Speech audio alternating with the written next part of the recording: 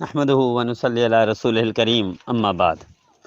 ایک ساتھی نے سوال پوچھا کہ حدیث میں پڑھا ہے اور کسی عالم نے منبر سے بیان بھی کیا کہ جیسے تراویح ہوتی ہے، تراویح کے بعد وتر ہے تو اس کے بعد جمع تہجد نہیں پڑھ سکتے، تو کیا یہ صحیح ہے؟ نہیں پیارے، غلط ہے۔ نبی کریم صلی اللہ تعالیٰ علیہ وآلہ وسلم کا مبارک معمول، آپ کا زندگی بھر کا وہ یہی ہوتا تھا، آپ وہ پڑھتے تھے، وتر آخر میں پڑھتے تھے، نہیں رات میں پڑھتے تھے، تہجد کے وقت پڑھتے تھے، یہ آپ کا معمول تھا۔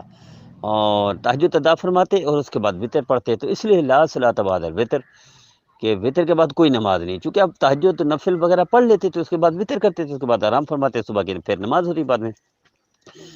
تو اس پر وہ رمضان کی علاوہ ہے، رمضان میں تو وتر ہیں ہی، تراویح کے ساتھ ہیں، اجماع ہو چکا صحابہ کرام کا۔ صحابہ کا اجماع ایسے ہی ہے جیسے خود نبی کریم صلی اللہ علیہ وسلم کا فرمان، صحابہ کا اجماع ایسے ہی ہے جیسے اللہ کا فرمان، اللہ کا حکم وہ ایسی ہی حیثیت رکھتا ہے۔ اس لیے کہ نبی کریم صلی اللہ علیہ وسلم کے بعد اگر صحابہ کرام نعوذ باللہ بدعت کرنے لگ جائیں تو پھر کون بچ سکتا ہے بدعت سے؟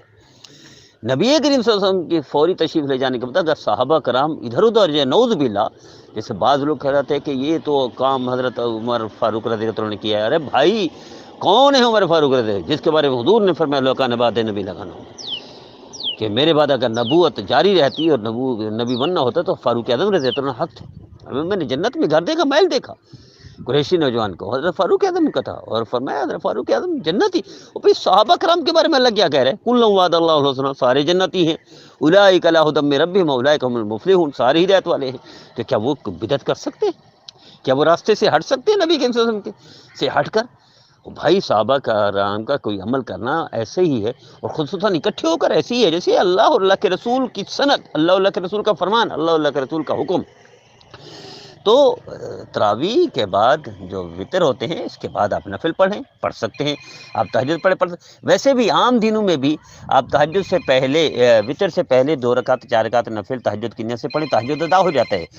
آپ نماز پڑھ لی، وتر کی نماز پڑھ لی، اور آپ تہجد پڑھنا چاہیں سونے سے پہلے تہجد پڑھ سکتے ہیں۔